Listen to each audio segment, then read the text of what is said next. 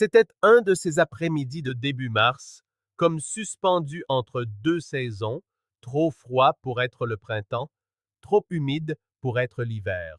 À Maple Ridge, dans l'Illinois, l'air portait une odeur subtile de neige fondante mêlée aux vapeurs de diesel des bus scolaires qui s'engouffraient avec un sifflement dans les rues étroites du quartier. Nous étions le vendredi 4 mars 2006. Pour la plupart des enfants de la ville, ce n'était que la fin d'une semaine ordinaire. Mais pour Emma Whitlow, 12 ans, cette courte marche entre l'arrêt de bus et sa maison serait la dernière fois que quelqu'un la verrait vivante. Emma n'était pas le genre d'enfant qu'on oubliait facilement. Petite pour son âge, avec des cheveux châtains clairs qui refusaient de rester sagement dans sa queue de cheval, elle avait un sourire timide qui attendrissait instinctivement les adultes.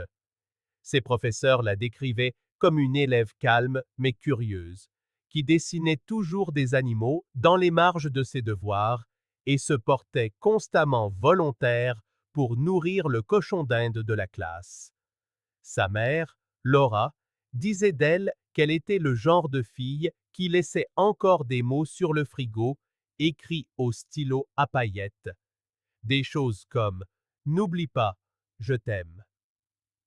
Cet après-midi-là, le bus 32 s'arrêta au coin de Pinecrest Lane et d'Alderwood Drive à 15h46 précise, pile à l'heure. Les images de la caméra de sécurité d'une maison voisine la capturèrent descendant du bus, son sac à dos rose Jansport nonchalamment jeté sur une épaule.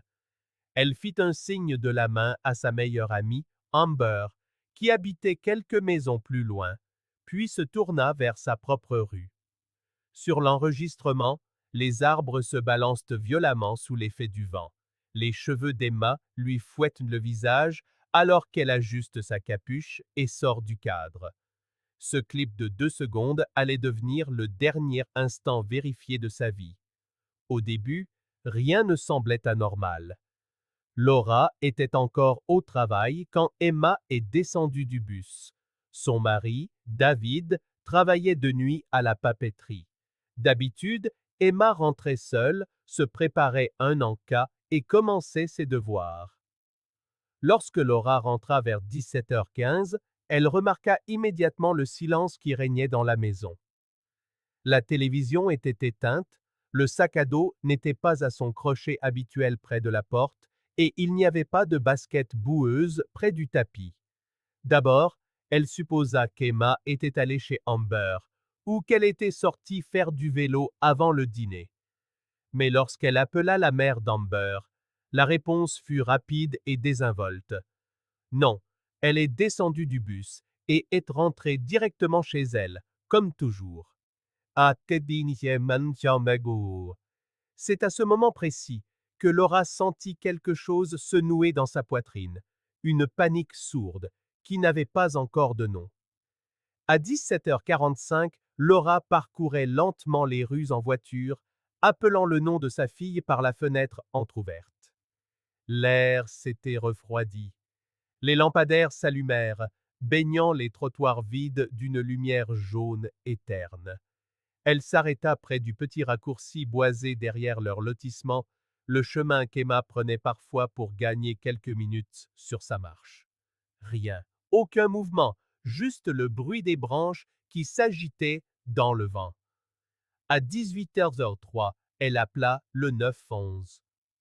Le ton de l'opérateur était calme, routinier.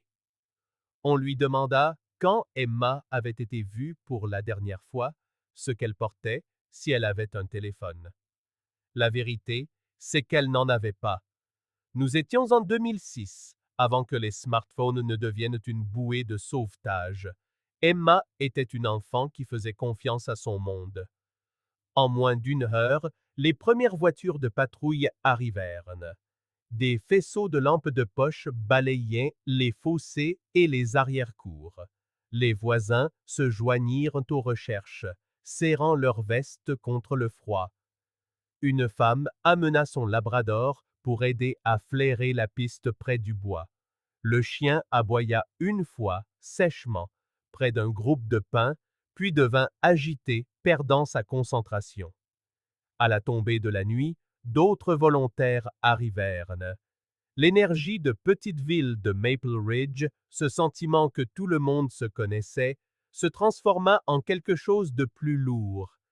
Des professeurs de l'école d'Emma se présentèrent, émitouflés dans leurs manteaux.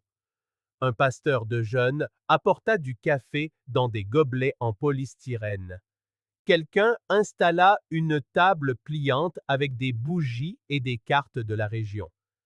À minuit, la police avait bouclé des sections du bois avec du ruban adhésif. Des hélicoptères du bureau du shérif du comté survolaient la zone avec des projecteurs. Toujours rien, pas une empreinte de pas, pas un lambeau de vêtements. Juste avant l'aube, un adjoint du nom de Daniel Corrigan fit la découverte qui allait définir l'affaire. À environ 70 mètres à l'intérieur du bois, derrière Pinecrest Lane, il aperçut une tache rose sous un arbre. C'était le sac à dos d'Emma, son nom soigneusement écrit sur l'étiquette intérieure. Il n'était ni déchiré ni sale. Il n'était pas caché. Il était posé droit, appuyé contre le tronc, les fermetures éclairs ouvertes, mais rien ne manquait à l'intérieur. Son carnet de croquis était là, sa trousse, sa boîte à lunch contenant encore la moitié d'un sandwich. Corrigan nota à quel point c'était étrange. Le sol autour était mou à cause de la neige fondante. Pourtant, il n'y avait aucune empreinte de pas, aucune marque, aucun signe de lutte. C'était comme si quelqu'un l'avait délicatement posé là, s'était reculé et s'était volatilisé. Au lever du soleil, le bois était envahi de bruit. Les journalistes avaient commencé à arriver, demandant s'il s'agissait d'un autre cas d'enlèvement d'enfants. Laura se tenait derrière le ruban jaune, pâle et silencieuse, serrant l'écharpe d'hiver d'Emma. Elle répétait la même phrase encore et encore, à quiconque voulait bien l'entendre. Elle a sûrement peur. Elle n'aime pas le noir. La police chercha jusqu'à ce que le jour se fonde dans l'après-midi. Chaque centimètre carré de cette forêt fut passé au peigne fin. Ils trouvèrent des branches cassées, des traces d'animaux, des empreintes de pneus de vélo qui ne menaient nulle part, mais pas d'Emma. Le FBI fut appelé dès le deuxième jour. Des barrages routiers furent érigés à chaque sortie d'autoroute. Pendant ce temps, les enquêteurs examinaient chaque seconde des enregistrements disponibles des caméras de surveillance des maisons et de la circulation. Ils virent le bus arriver, virent Emma descendre, la virent se diriger vers chez elle, puis plus rien. Personne ne la suivait. Aucune voiture ne ralentissait. Elle avait simplement disparu entre deux maisons dans une rue où la plus grande distance entre deux portes d'entrée était de moins de 100 mètres. Dans les jours qui suivirent, des centaines de volontaires se joignirent aux recherches. Les chaînes d'information locales baptisèrent l'affaire la disparition de Pinecrest Lane. Des inconnus des comtés voisins se présentèrent avec des lampes de poche et des drones, espérant aider. Les Whitlow donnèrent des interviews en larmes, suppliant quiconque aurait pu voir quelque chose de se manifester. Pendant un temps, il sembla que chaque nouvel indice pouvait résoudre l'affaire. Quelqu'un affirma avoir vu une berline beige garée près du sentier boisé. Un autre jura avoir entendu un enfant crier près du ruisseau.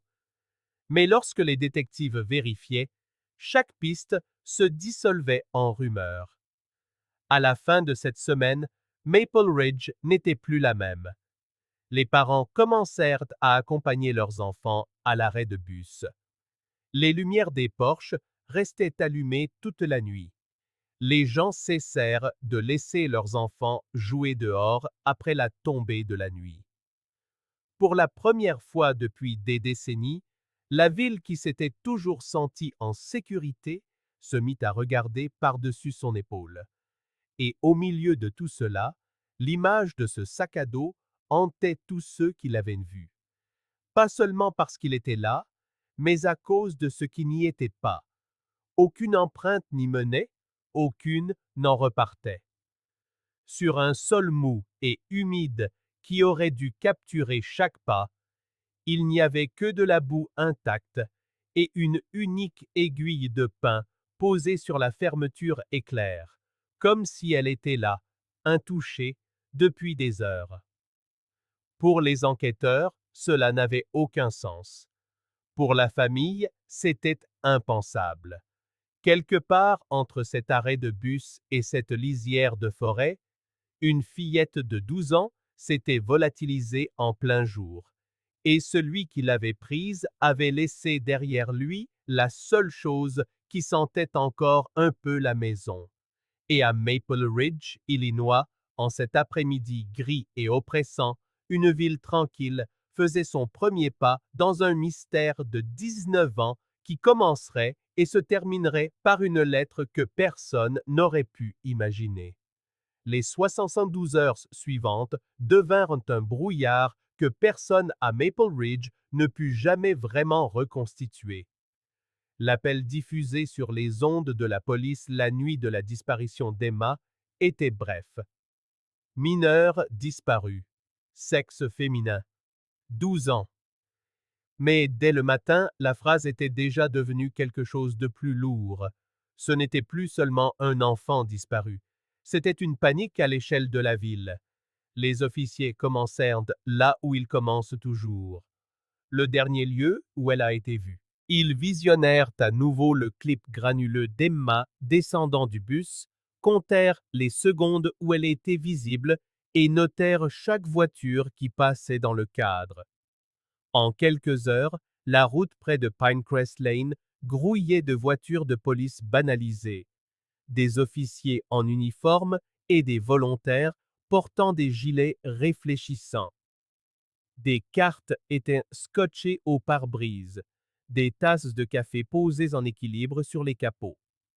Les détectives interrogèrent d'abord le chauffeur du bus. Il dit qu'elle était assise au milieu, silencieuse comme toujours. Rien d'inhabituel. Elle avait fait un signe de la main pour dire au revoir, comme tous les autres jours. Personne ne l'avait suivie en descendant du bus. Rien ne sortait de l'ordinaire. Le témoignage du chauffeur correspondait aux images. Routinier, ordinaire, douloureusement normal. Dès le samedi matin, des affiches couvraient les poteaux téléphoniques et les vitrines des épiceries. Une photo d'Emma, le regard vif, son appareil dentaire à peine visible, fixait les étrangers à chaque carrefour.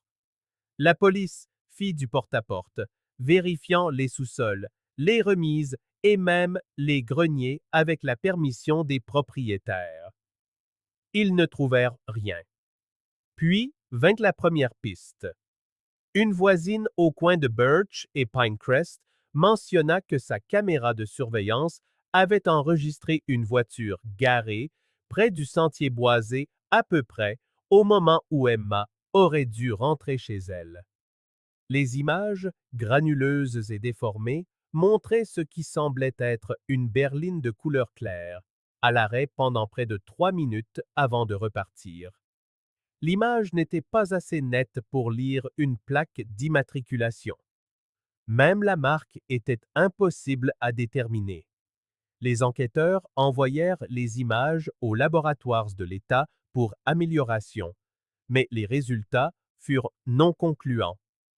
Cela aurait pu être une Toyota, une Ford, peut-être une Saturn, ou peut-être juste l'image fantôme d'une voiture qui n'était même pas là. Alors que les jours se transformaient en semaines, l'affaire consuma tout. Les détectives formèrent une cellule de crise. Les médias locaux diffusaient des mises à jour quotidiennes. Les journalistes campaient devant la maison des Whitlow. Chaque rumeur se propageait comme une traînée de poudre. Quelqu'un dit qu'un homme qui avait enseigné à l'école d'Emma avait brusquement démissionné l'année précédente. Quelqu'un d'autre jura qu'un vagabond avait traîné à la station-service sur Old Timber Road, demandant son chemin vers Pinecrest. La police suivit chaque piste, vérifiant les antécédents, convoquant des gens pour interrogatoire. Chaque théorie semblait prometteuse jusqu'à ce qu'elle ne le soit plus. Une rumeur mena à un bricoleur local avec un casier judiciaire mineur pour violation de propriété. Une autre se concentra sur un parent éloigné des Whitlow qui avait été arrêté des années plus tôt pour un délit non violent. Des polygraphes furent administrés. Des interrogatoires furent enregistrés. Des gens avouèrent, se rétractèrent, puis avouèrent à nouveau lorsque la tension leur monta à la tête. Chaque supposé aveu s'effondra sous l'examen. Le chaos de ces 3 premiers mois serait plus tard décrit par les enquêteurs comme du bruit sans signal. Plus ils cherchaient, plus l'affaire semblait se dissoudre en fragments, chaque détail trop vague pour être retenu. À l'été 2006, le périmètre de recherche s'était étendu au-delà de Maple Ridge. Des chiens de recherche furent amenés pour suivre une odeur depuis l'endroit où le sac à dos d'Emma avait été trouvé. Les chiens suivirent une faible piste vers le ruisseau qui coulait derrière Old Timber Road, mais la perdirent à mi-chemin sur la rive. Le sol gorgé d'eau rendait impossible de savoir si elle ou quelqu'un d'autre avait été là. Pour Laura Whitlow, la vie devint un cycle d'attente. Elle laissait la lumière du porche allumée chaque nuit, préparait le dîner pour 3 et gardait la chambre d'Emma exactement pareille. Les posters sur le mur, le croquis inachevé d'un renard sur son bureau, même le livre laissé ouvert au milieu d'un chapitre. Des amis essayèrent de la convaincre de se reposer, de prendre du recul, mais elle ne le pouvait pas. Elle passait ses soirées sur des forums en ligne sur les enfants disparus, écrivant à des inconnus qui comprenaient la même douleur vide. À l'automne, l'affaire commença à se refroidir. La ville passa à autre chose parce qu'elle le devait. De nouvelles années scolaires commencèrent. Les saisons changèrent. Mais pour les Whitlow, le temps s'était arrêté le 4 mars. Chaque anniversaire apportait un nouvel espoir qui s'évanouissait tout aussi rapidement. Début 2007, un groupe de volontaires organisa une nouvelle recherche à grande échelle dans les bois, cette fois en utilisant l'imagerie thermique et des chiens cadavres. Ils ne trouvèrent rien d'autre qu'un vieux cadre de vélo et quelques vêtements abandonnés sans rapport avec l'affaire. L'espoir que quelqu'un puisse trouver une trace, n'importe quelle trace, diminua. Au sein du département de police, les dossiers s'empilaient. Entretien, résultats de polygraphe, carte des zones de recherche marquées de cercles rouges. Le détective principal, Calvin Rourke, appelait cela un cimetière de peut-être. Il avait un jour dit à un collègue qu'il avait l'impression de poursuivre un fantôme dans le brouillard. Les médias commencèrent à se désintéresser. Les chaînes nationales qui avaient inondé la ville la première semaine cessèrent de retourner les appels. Les veillées nocturnes attiraient des foules plus petites.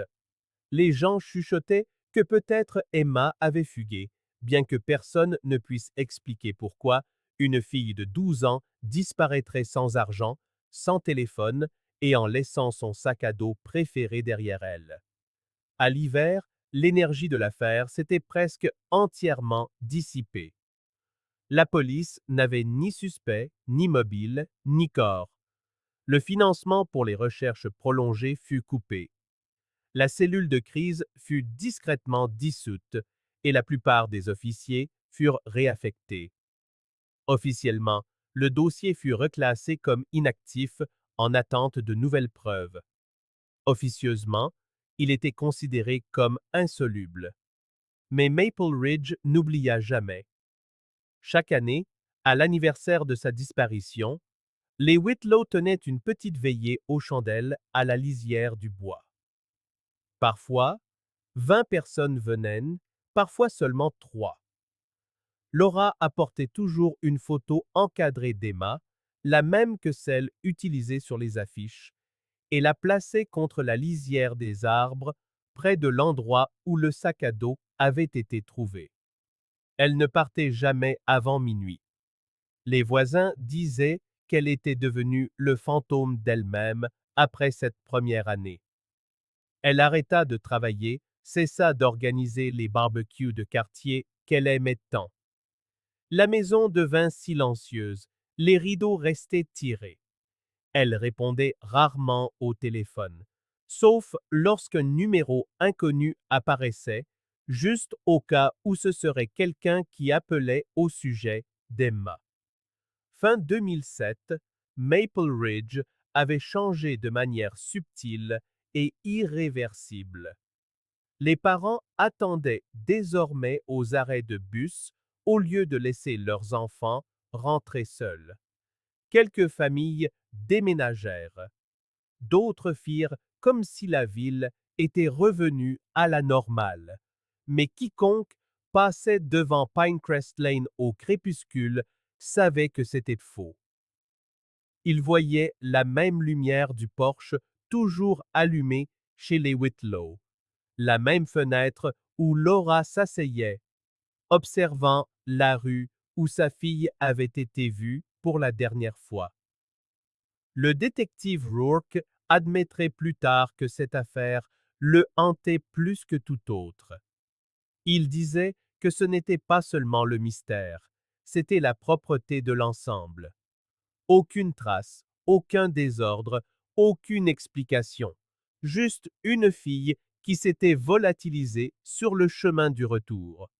Et sous la surface des rues tranquilles de Maple Ridge, quelque chose dans ce vide commençait à paraître anormal.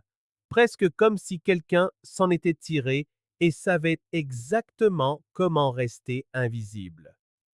Pendant la décennie suivante, les Whitlow attendraient dans cette même maison, gardant la même lumière de porche allumée, croyant qu'un jour on frapperait à la porte, qu'un téléphone sonnerait ou qu'une lettre arriverait, apportant la vérité qu'ils imploraient. Mais quand elle arriva enfin, près de 19 ans plus tard, personne n'aurait pu imaginer ce qu'elle contiendrait. Chaque affaire que nous partageons demande des semaines de recherche, de fouilles dans les archives, de vérification des faits et de reconstitution de vies réelles qui ont été perdues. Ces histoires sont importantes, car quelque part, quelqu'un mérite encore qu'on se souvienne de lui. Si vous souhaitez que nous continuions à découvrir la vérité derrière ces mystères, veuillez aimer, vous abonner et nous dire dans les commentaires quelle partie de l'affaire d'aujourd'hui vous a le plus marqué. Votre soutien est essentiel. Et si vous souhaitez voir d'autres affaires classées résolues, les liens vous attendent dans la description ci-dessous. Maintenant, revenons à l'affaire. Au printemps 2018, le détective Calvin Rourke était à la retraite depuis près de 5 ans, mais son esprit n'avait jamais vraiment quitté le département. Il se réveillait toujours avant l'aube, préparait le même café amer et s'asseyait à sa table de cuisine, fixant le mur de vieux dossiers qu'il ne pouvait se résoudre à jeter. Il n'était pas un homme fait pour l'immobilité, et Maple Ridge était le genre de ville où le silence avait un poids. Lorsque le bureau du shérif lança un projet de volontariat pour numériser les anciens dossiers, Rourke s'inscrivit sans hésiter. Officiellement, il s'agissait d'aider à résorber l'arriéré. Officieusement, il s'agissait d'un dossier en particulier, celui qui lui avait coûté sa carrière, son mariage et la majeure partie de sa foi en la résolution d'une affaire. La disparition d'Emma Whitlow.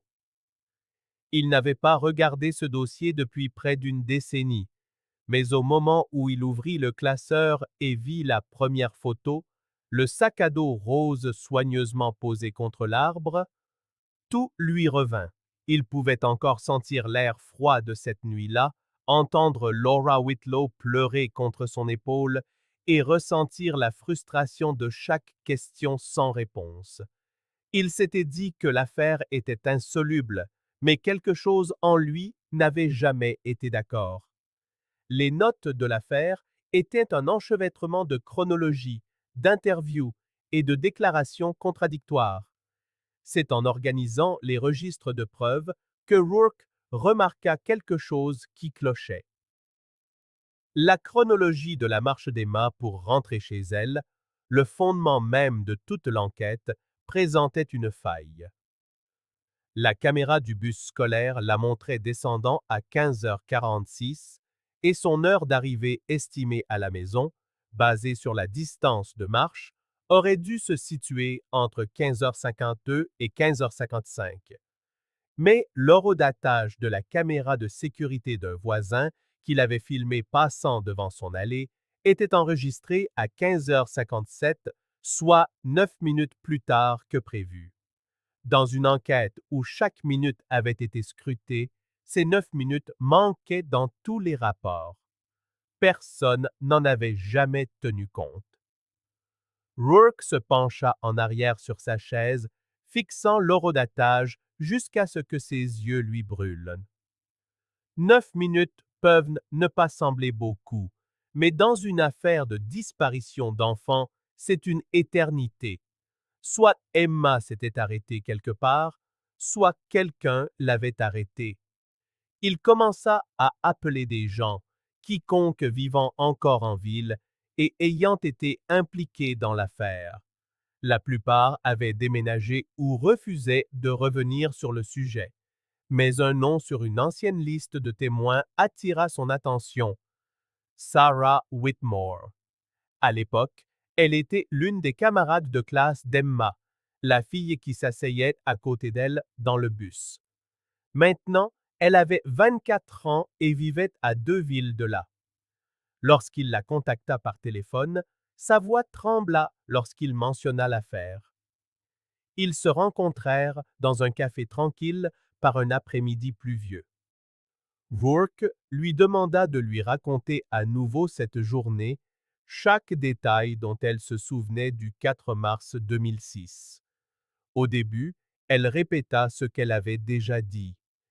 Emma était descendue du bus, avait fait un signe de la main et avait commencé à marcher vers chez elle. Rien d'inhabituel, mais alors qu'elle parlait, son expression changea. Après une longue pause, elle ajouta quelque chose qu'elle n'avait jamais dit à personne. Elle dit que, alors que le bus s'éloignait, elle avait jeté un coup d'œil en arrière et avait vu un homme debout près de l'impasse, qui regardait Emma. Il portait une veste beige et tenait quelque chose dans ses mains, peut-être du courrier, peut-être une boîte à outils. Elle ne le reconnut pas, et à l'époque, elle s'était convaincue que cela ne signifiait rien. Elle ne l'avait pas dit à la police parce que, selon ses propres mots, il posait déjà tellement de questions, je ne voulais pas me tromper.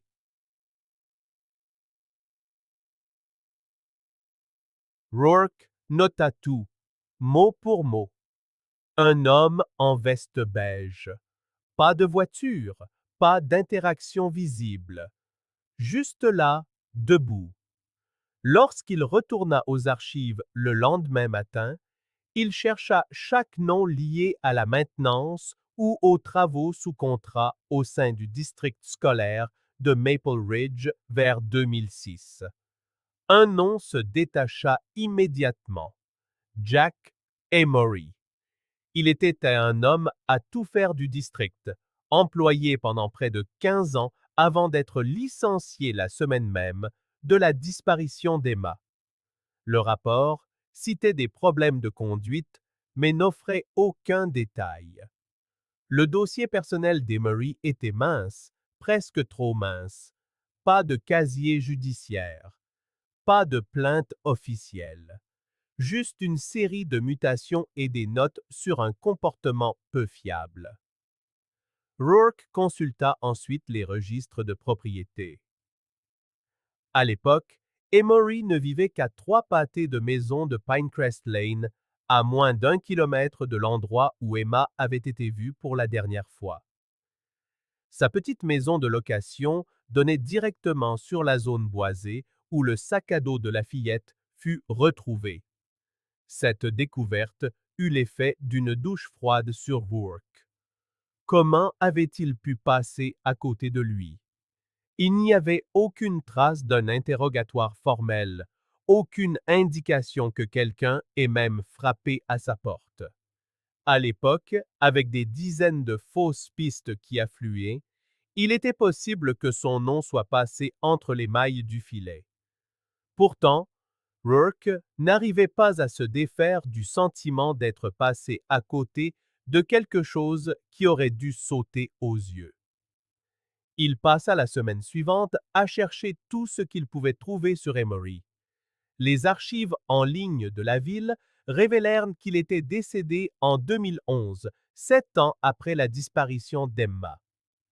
La notice nécrologique décrivait un tragique accident de voiture sur une route de campagne près du comté de Benton. Sa mort avait été classée comme accidentelle, sans aucun signe d'acte criminel. Il avait 42 ans, était célibataire. Pas d'enfant. Aucune famille connue ne résidait encore à Maple Ridge. Sa maison avait été vendue, rénovée, puis revendue 2 fois depuis. Pour la plupart des gens, l'histoire se serait arrêtée là, mais pas pour Rourke.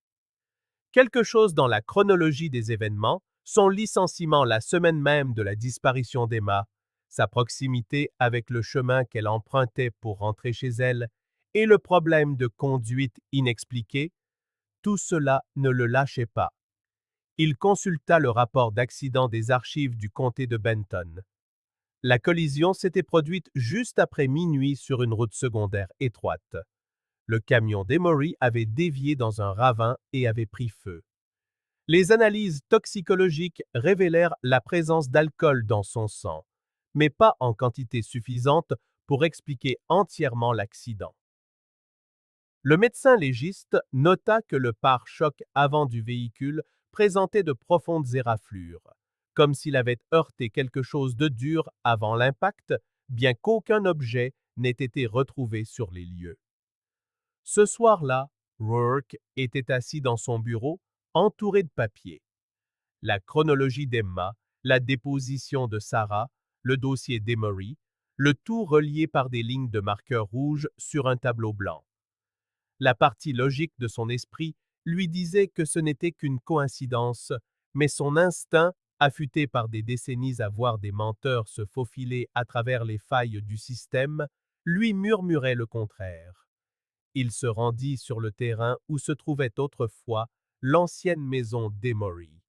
Le nouveau propriétaire, ignorant l'histoire de la propriété, le laissa parcourir le jardin.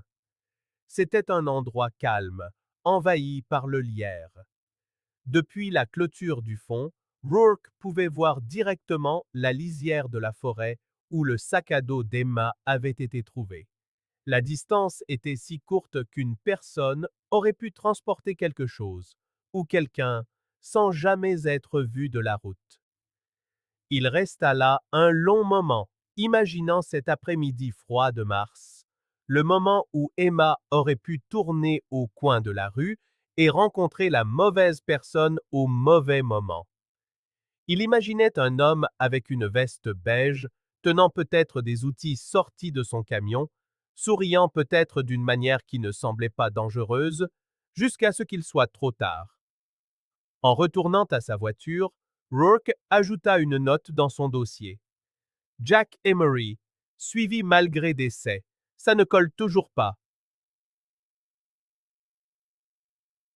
C'était le genre de note qui n'avait de sens que pour quelqu'un incapable de lâcher l'affaire. Et tandis que le soleil disparaissait derrière les pins, il réalisa qu'il ne rouvrait pas seulement une affaire classée, il rouvrait une blessure. Il ne le savait pas encore, Mais ce qu'il venait de trouver, ce nom négligé, ces 9 minutes manquantes, cet homme qui était censé avoir disparu, allait déclencher une chaîne de découvertes qui ramènerait enfin la vérité sur l'affaire Whitlow à la lumière. Et en quelques années, cette lumière sonderait encore plus profondément qu'il ne pouvait l'imaginer, jusqu'à une lettre qui arriverait 19 ans après la dernière marche d'Emma. Au début de l'année 2025, cela faisait longtemps que Maple Ridge ne parlait plus à voix haute de l'affaire Whitlow. La lumière du porche qui brûlait autrefois chaque nuit devant la maison des Whitlow vacillait encore au crépuscule. Mais pour la plupart des habitants, Emma était devenue une triste histoire d'une autre vie, un fantôme maintenu en vie par de vieux titres de journaux et des murmures qui s'estompaient chaque année. Laura Whitlow avait vieilli tranquillement dans cette même maison. Elle avait gardé le même numéro de téléphone, vérifiait toujours le courrier chaque après-midi et, sans faute, regardait au bout de la rue, vers le coin où le bus avait l'habitude de s'arrêter. Après 19 ans, le deuil était devenu une sorte de routine. C'est pourquoi l'enveloppe passa presque inaperçue. C'était une simple enveloppe blanche. Aucune inscription, à l'exception de l'adresse de la famille, écrite d'une main inconnue. Une écriture cursive, serrée, irrégulière. Pas de nom d'expéditeur, pas de logo d'entreprise, aucun indice sur son origine. Laura supposa qu'il s'agissait d'un autre dépliant caritatif ou d'une publicité politique. Elle faillit la jeter à la poubelle, mais en la retournant, elle vit le cachet de la poste. Evansville, Indiana. Elle ne connaissait personne là-bas. Quelque chose la fit hésiter. À l'intérieur se trouvait une seule feuille de papier, pliée en deux. L'écriture était tremblante, inconstante, comme si elle avait été écrite par quelqu'un dont les mains tremblaient. On pouvait y lire « Je n'ai jamais voulu que ça se passe comme ça. Elle avait peur, mais elle m'a fait confiance. Je l'ai enterrée là où la lumière n'atteint pas. Je la vois encore quand il pleut. » Il n'y avait ni nom, ni date, rien d'autre.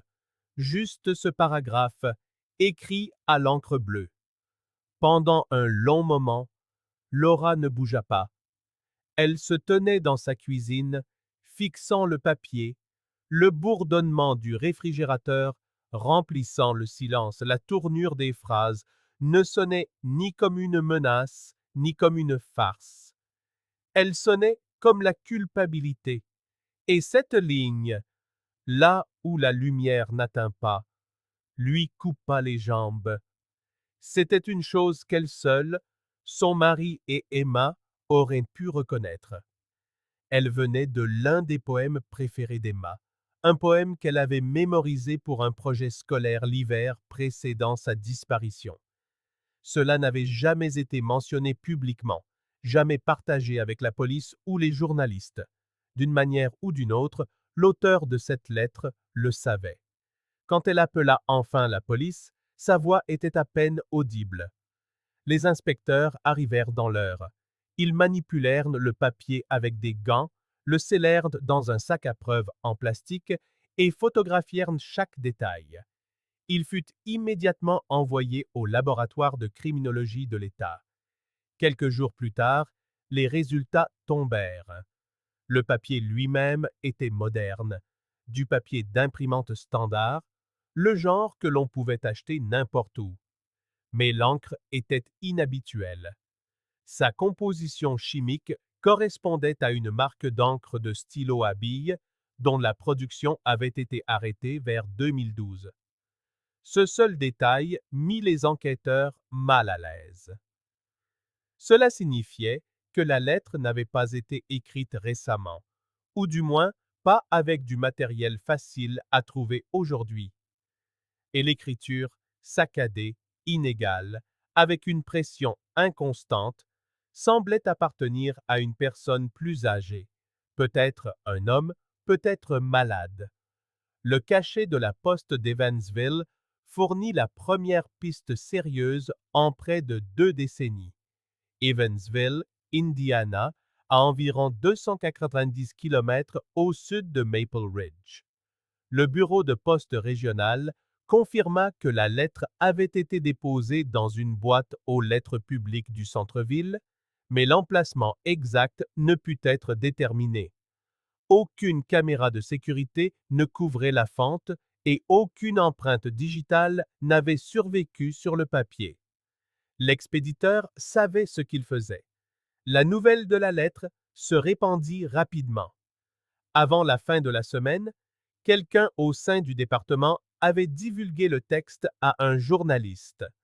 En quelques heures, il était partout. Publications sur les réseaux sociaux, podcasts, vidéos YouTube, fils de discussion Reddit.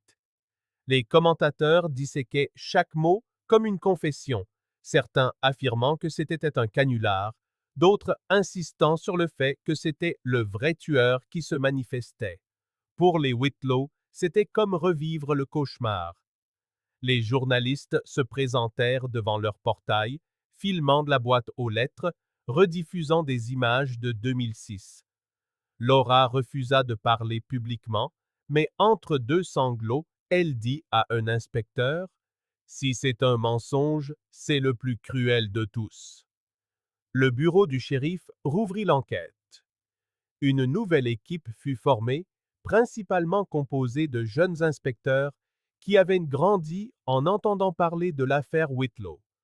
Mais cette fois, ils ne partaient pas de zéro. Ils avaient un document, un cachet de la poste traçable et quelque chose que l'enquête initiale n'avait jamais eu, la police scientifique numérique. L'inspecteur à la retraite Calvin Rourke entendit parler de la lettre aux informations. Il avait alors 71 ans et vivait tranquillement en périphérie de la ville. Quand il vit le texte de la lettre apparaître sur son téléviseur, il se figea. Cette phrase, là où la lumière n'atteint pas, n'était pas seulement quelque chose qu'Emma avait aimé. C'était un détail qui était apparu lors de ses entretiens originaux avec la mère de la fillette. À l'époque, Laura lui avait raconté qu'Emma avait un jour fait un dessin d'une fille sous terre avec des faisceaux de lumière s'estompant au-dessus d'elle, et elle avait écrit ces mots exacts en dessous. Rourke l'avait noté, mais ce détail n'avait jamais été rendu public. Les seules personnes à avoir vu cette phrase étaient lui, les Whitlow, et quiconque avait eu accès au dossier de police original. Il appela le département le lendemain matin, offrant son aide de manière non officielle. À sa surprise, ils acceptèrent. Les jeunes inspecteurs connaissaient son histoire, ses nuits blanches, l'obsession qui l'avait presque brisée, et ils se dirent que si quelqu'un pouvait repérer ce qu'il pourrait manquer, ce serait bien lui. Rourke passa des jours à examiner les scans numériques de la lettre. Il remarqua quelque chose immédiatement.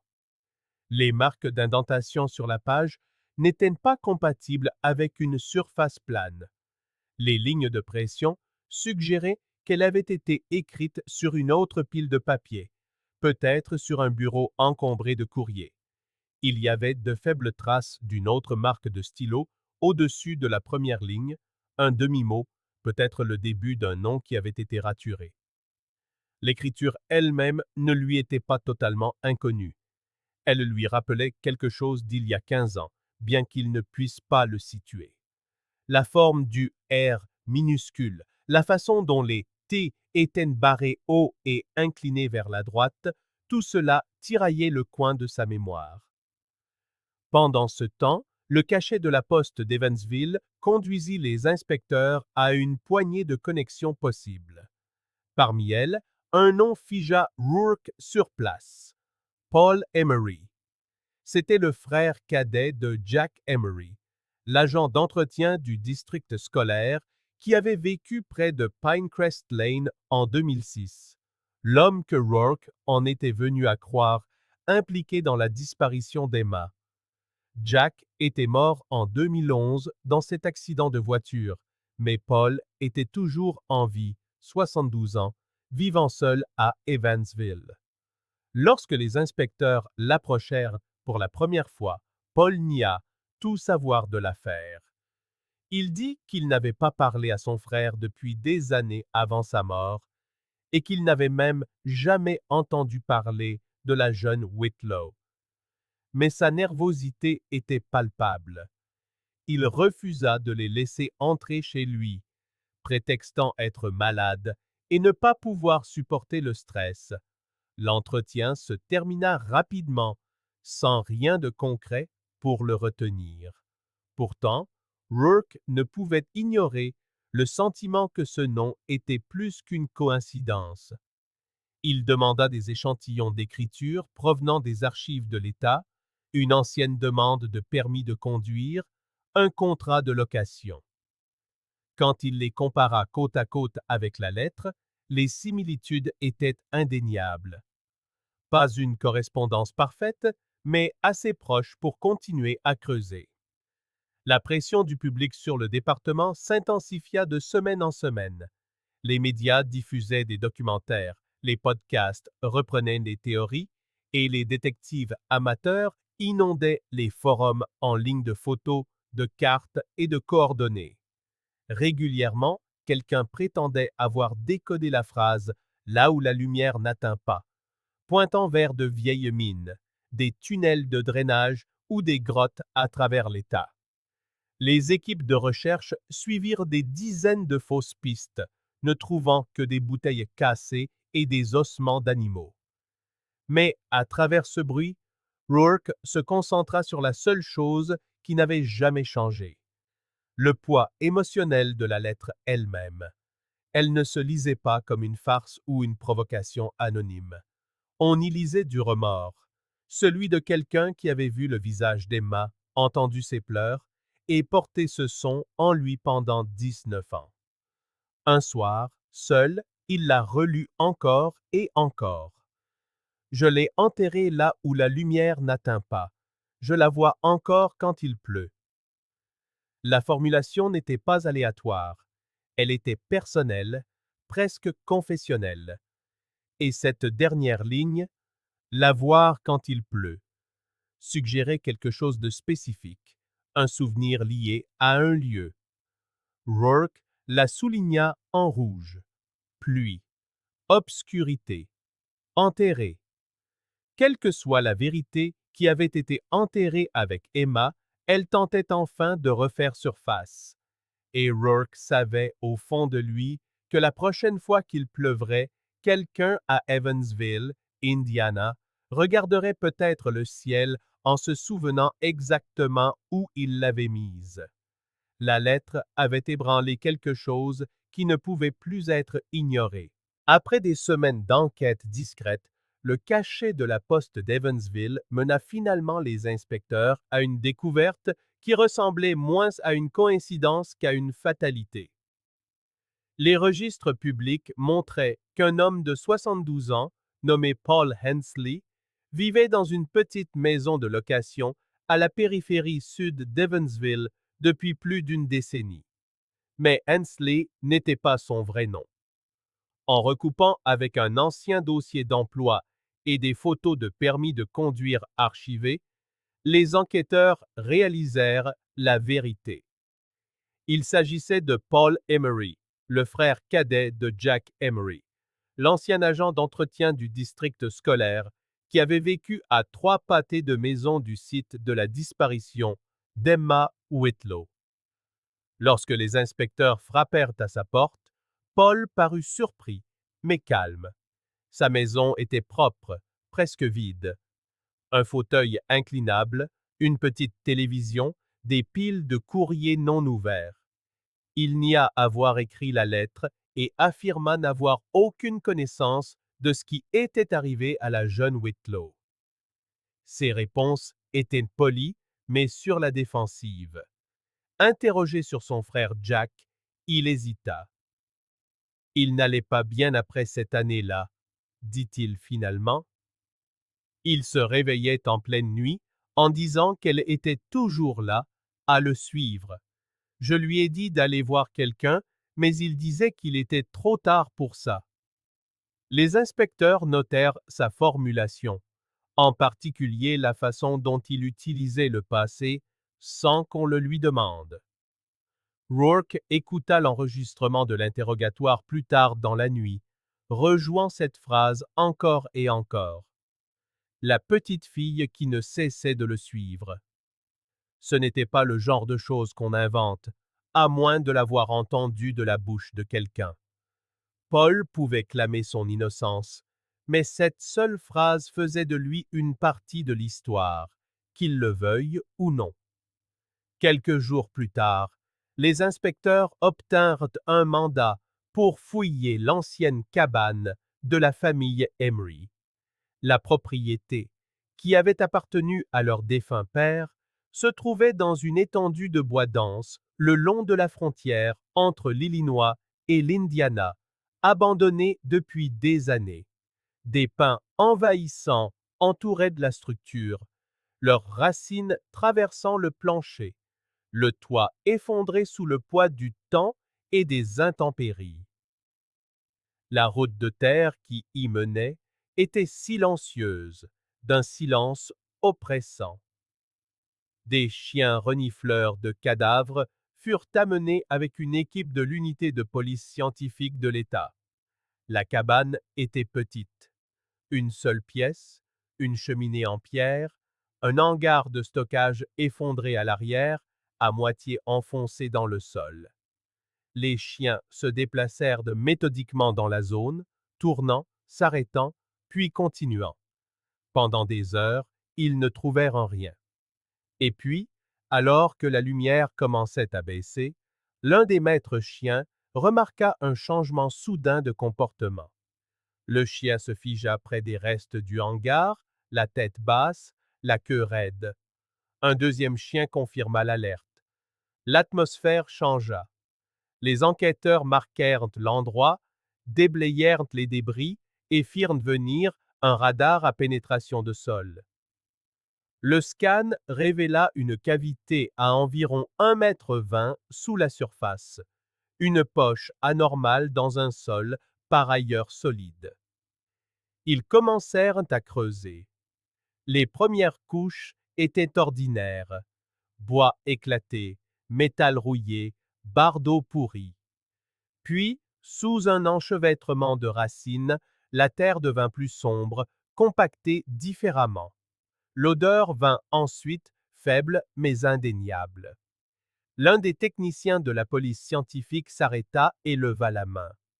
Lentement, prudemment, ils déblayèrent la terre jusqu'à ce que le contour d'un tissu apparaisse. Il était pâle, délavé presque jusqu'au blanc, enroulé serré autour d'une petite forme. Tout le monde comprit avant même que quelqu'un ne le dise. La taille, le soin avec lequel elle avait été placée, ce n'était pas un animal, et ce n'était pas le fruit du hasard. Lorsqu'ils découvrirent enfin les restes, un silence s'installa sur la clairière que personne n'osa briser. Sous le tissu, partiellement conservé par le sol froid, se trouvaient les ossements d'un enfant. Autour du cou pendait une chaîne en argent terni, les breloques encore lisibles après toutes ces années. Le laboratoire confirma ce que tout le monde sentait déjà au fond de soi. L'analyse ADN fit correspondre les restes à Emma Whitlow. 19 ans après être rentrée de l'école, elle avait été retrouvée. Pas à des kilomètres, pas enterrée dans un état lointain, mais à moins de 2 heures de l'endroit où son nom avait disparu des journaux pour la première fois. La nouvelle de la découverte éclata le lendemain matin. Les gros titres disaient « Les restes d'une fillette de l'Illinois, retrouvés après 19 ans. Une lettre mène à une avancée majeure. » Les journalistes se pressèrent à nouveau, devant la maison des Whitlow, leurs caméras pointées vers la même lumière du porche qui ne s'était jamais éteinte. Laura ne parla pas publiquement. Elle n'en avait pas besoin. La photo d'elle, debout sur le seuil de sa porte, serrant la lettre contre sa poitrine, disait tout. De retour sur le site des fouilles, les enquêteurs trouvèrent plus que des restes. Une petite clé rouillée gisait dans la terre, près des ossements de l'enfant, à moitié enfouie sous le cadre pourri du hangar. Elle ne correspondait à aucune serrure connue de la propriété, et ses dents étaient usées par l'usage. À côté, il y avait un sac en plastique, le genre utilisé pour les sandwichs ou les mots, scellé malgré les années. À l'intérieur se trouvait un morceau de papier arraché d'un carnet, avec un court message écrit à l'encre bleue délavée. « Pardonne-moi, mon frère, je n'ai pas pu l'empêcher de crier. » L'analyse graphologique revint une semaine plus tard. C'était une correspondance presque parfaite avec les formulaires d'emploi de Jack Emery et de vieux, très vieux registres d'entretien du district scolaire. La même écriture inclinée, la même pression irrégulière sur les traits descendants. Il n'y avait aucun doute sur l'auteur. La théorie de travail émergea, lentement mais douloureusement. En 2006, Jack Emery, alors âgé de 42 ans, travaillait à l'entretien pour le district scolaire local, un travail qui l'amenait souvent dans les écoles primaires et les collèges sur le trajet de bus d'Emma. Les enquêteurs pensaient qu'il connaissait probablement les enfants de vue, peut-être même par leur nom. Quelque chose s'était passé ce jour-là, un acte impulsif, un malentendu qui avait dégénéré. Il lui a peut-être offert un tour, ou peut-être s'est-elle arrêtée près de son camion d'elle-même. Quoi qu'il en soit, cela s'est terminé dans la panique, et la panique s'est transformée en tragédie. La lettre trouvée près du corps changea tout. « Pardonne-moi, mon frère, je n'ai pas pu l'empêcher de crier. » C'était à la fois un aveu et une explication, suggérant une culpabilité née non pas de la cruauté, mais de l'horreur de son propre acte. Rourke pensait que Jack l'avait enterrée à la cabane immédiatement après, la cachant là où personne ne penserait à chercher. Pendant des années, il vécut avec ce souvenir, suffisamment hanté pour parler à son frère de la petite fille qui le suivait. Quand il est finalement mort dans cet accident de voiture en 2011, Rourke commença à se demander si ce n'était pas un accident du tout. La clé rouillée trouvée sur le site soulevait une dernière question sans réponse.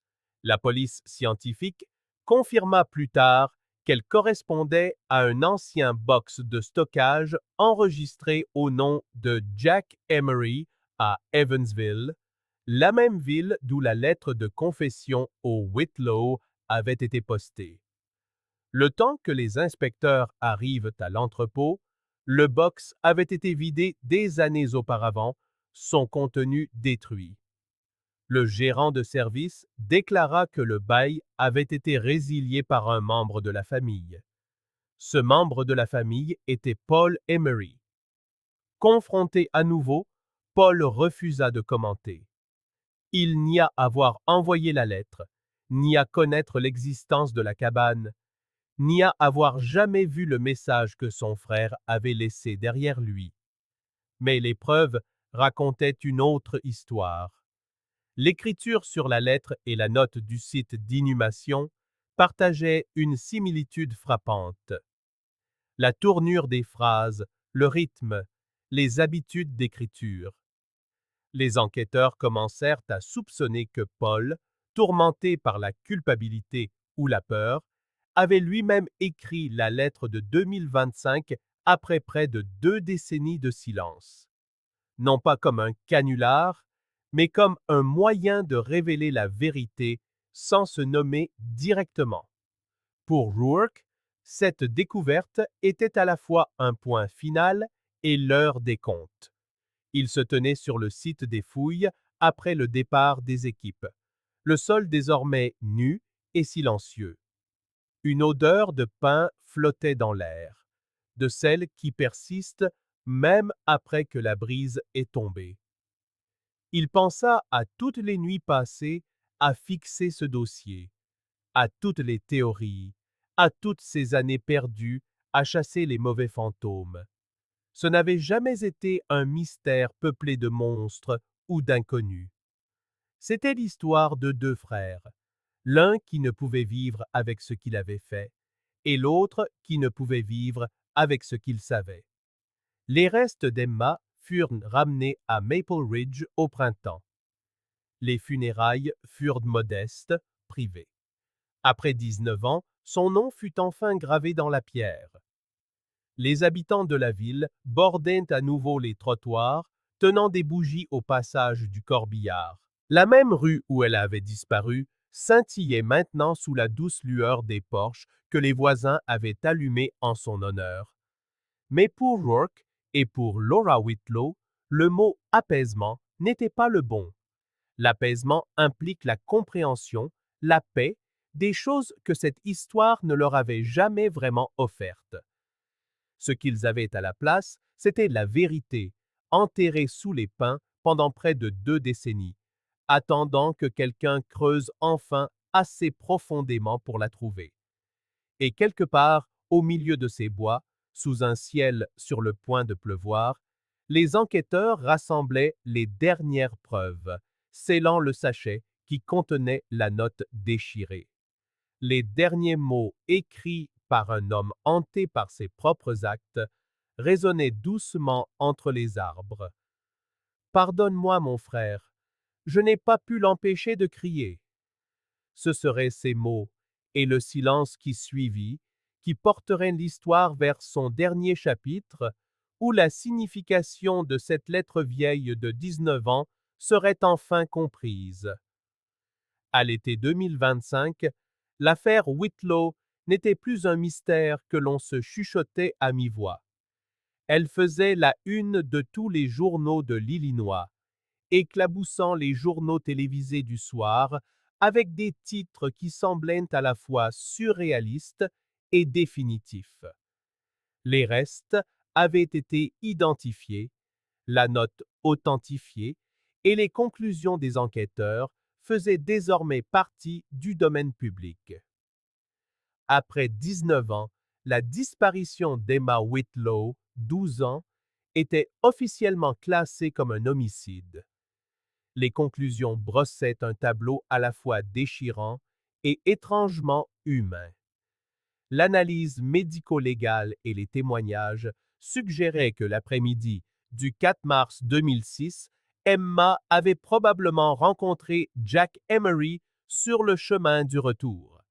C'était un visage familier en ville, quelqu'un qui réparait les casiers, remplaçait les ampoules et déneigeait pour le district scolaire. Il lui avait probablement proposé de la raccompagner, ou peut-être demander de l'aide pour porter quelque chose depuis son camion. Emma faisait confiance aux adultes. Tous ceux qui la connaissaient le confirmaient. Mais quelque part, durant ces 9 minutes manquantes entre l'arrêt de bus et sa rue, quelque chose avait mal tourné. Peut-être avait-elle eu peur. Peut-être avait-elle essayé de fuir. Quoi qu'il en soit, la panique avait pris le dessus. La lutte qui s'ensuivit mit fin à une vie, et pendant près de 2 décennies, personne ne le sut. La mort de Jack, en 2011, avait été classée comme un accident, une sortie de route mortelle due à l'alcool sur une route secondaire. Mais lorsque les enquêteurs réexaminèrent son rapport d'accident, la thèse accidentelle parut moins évidente. Les analyses toxicologiques montraient qu'il avait bu, oui, mais la nature de l'impact, l'angle délibéré du volant, l'absence de toute trace de freinage racontaient une autre histoire.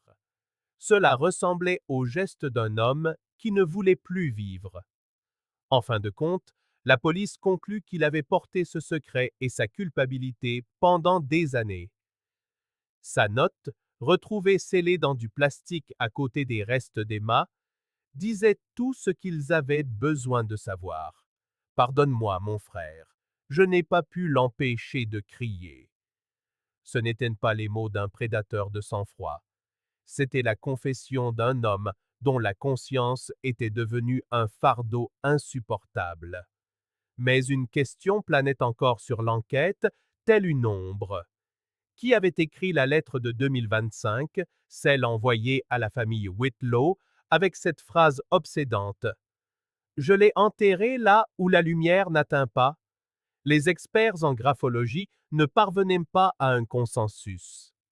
Certaines pensaient qu'elle correspondait à l'écriture de Paul Emery, le frère cadet de Jack, le même homme qui vivait sous un autre nom à Evansville, dans l'Indiana. D'autres la jugeaient trop déformée pour être formelle.